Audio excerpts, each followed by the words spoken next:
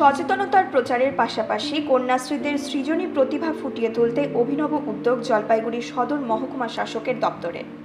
জলপাইগুড়ি শহরে একাধিক স্কুলের ছাত্রীদের হাতে এবার বিভিন্ন সামাজিক বিষয়কে তুলে ধরার মাধ্যমে দপ্তরের অপরিচ্ছন্ন ফাঁকা দেওয়ালগুলি যেন হয়ে উঠল আর্ট গ্যালারি।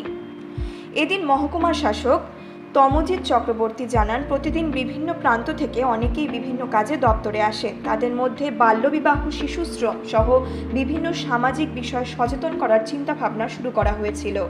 এরপরই ঠিক করা হয় দপ্তরের ফাঁকা দেওয়ালগুলিকে কাজে লাগানো হবে। আর সেই পরিকল্পনা মতোই কন্যাশ্রীদের সৃজনী প্রতিভার বিকাশের সাথে সাথে সচেতনতার প্রচারের জন্যই রং তুলি হাতে নিয়েছে তারা।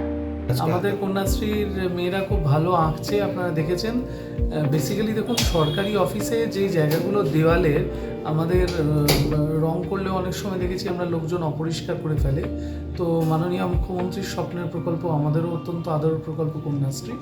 আমাদের কন্যাশ্রীর মায়েদেরকে আমরা বলেছিলাম যে তোমাদের যে সৃজনী প্রতিভা আছে তোমরা এখানে এসে ফুটিয়ে তোলো। সেইটাই ওরা করছে। এখানে এসে ওরা বিভিন্ন সামাজিক থিমে বাল্যবিবাহ, শিশুশ্রম এগুলো নিয়ে ওরা এখানে তুলছে আর কি, ফুটিয়ে তুলছে।